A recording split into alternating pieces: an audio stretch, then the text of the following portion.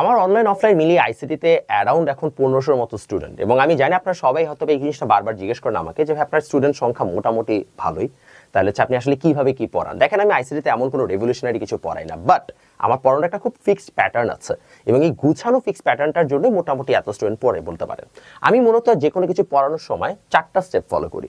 First, আমার note খাতা যেটা থাকে সেই নোট খাতাটা একদম কমপ্লিট থাকে, অর্থাৎ একটা স্টুডেন্ট যদি আমার নোট খাতা পড়ে তার জন্য তার জ্ঞানমূলক, অনুধাবনমূলক এবং একই সাথে তার এমসিকিউ সহ সবকিছুই মোটামুটি এখানে পড়া হয়ে যায়।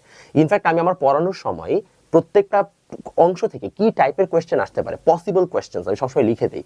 ইনফ্যাক্ট আমার 1 আর 2 নাম্বার যে হচ্ছে যে চ্যাপ্টারটা আমি পড়াই, যেগুলো কিনা বোরিং চ্যাপ্টার, সেখানে আমি একদম প্রত্যেকটা টপিক শেষে লিখে দিই যেখান থেকে এত সালে অমুক কোয়েশ্চেনটা আসছে, তাহলে আগে থেকে বুঝতে পারে যাচ্ছে ঠিক আছে আমাকে এটা এইভাবে পড়তে হবে। বাট অফকোর্স আমার নোট খাতা একা সব কমপ্লিট করতে পারে না, সো তারপরে আমি তাদেরকে জেনারেলি আমি নিজে থেকে আর কি সিকিউ এমসিকিউ শিট প্রোভাইড করে দিই। সো বোর্ডের সিকিউ এমসিকিউ গুলো তাদেরকে সলভ করতে বলি, বিকজ